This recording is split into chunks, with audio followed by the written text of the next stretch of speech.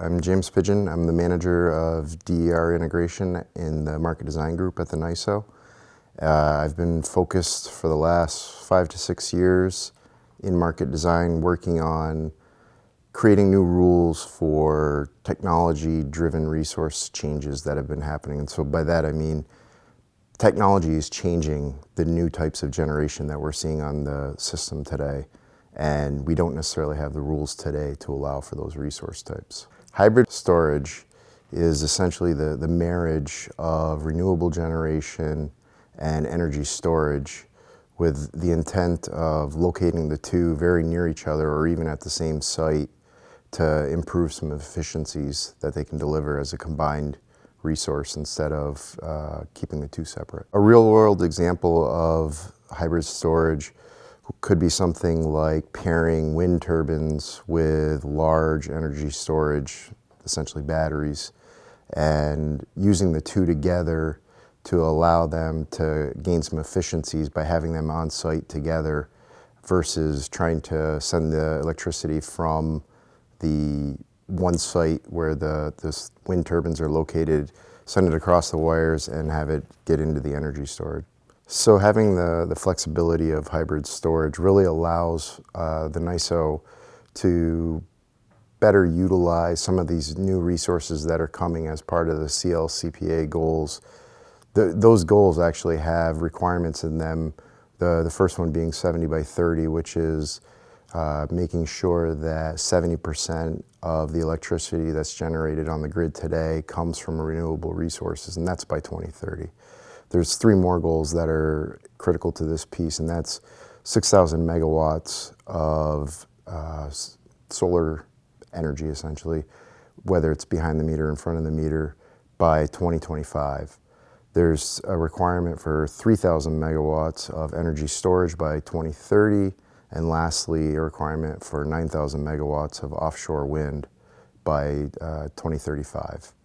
And having all of those renewable resources is going to become a challenge because these renewable resources have intermittency. And that intermittency is really the idea that the wind's not always blowing, the sun's not always shining, and these energy storage resources will help to fill in those gaps by receiving charge from the solar and the wind when there's excess on the grid. They can put it into the energy storage instead of putting it onto the grid.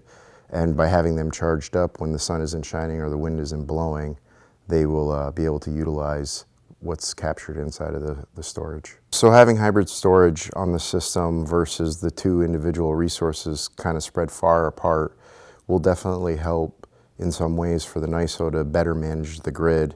Part of that, it's going to be those efficiencies gained by locating the two different resource types, so the wind or the solar, and pairing it right next to the batteries or the energy storage at that same site. They can gain upwards of 6, 7, 8, 9% is what we're told by developers by locating the two together. In New York, a lot of the renewable generation is located in the west and also in the north, yet our load is actually located down, or the majority of the load is located down in New York City. And so when we think about New York transmission, we're thinking about the wires that you see when you're driving through the country on those big 200-300 tall foot towers.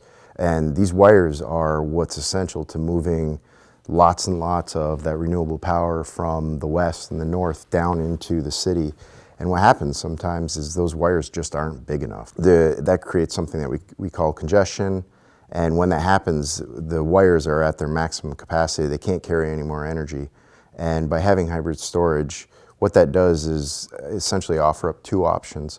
One of them is for a developer to locate the two resources together at a site where they can be located where there is that congestion on the wires, and they can charge up the battery at times when there is congestion, and then later when there is no congestion or the congestion's reduced, they can then put that onto the wires and get it out there. So today when we do have excess renewable power, unfortunately we don't always get to use it, and sometimes we have to give the operators of those sites the instructions to turn off their turbines because there's not enough room on the wires, and we need to ensure the safety of the grid and make sure that we're not overloading those wires.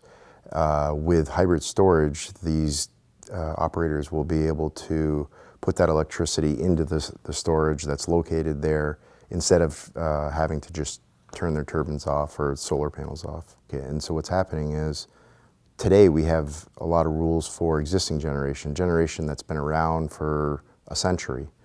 Whereas now we're starting to get all of these renewables and energy storages coming into play. And there's a lot of new technologies that are out there. And so we're trying to create the rules that allow for these different technologies to have a place in the markets and help provide that power that's needed.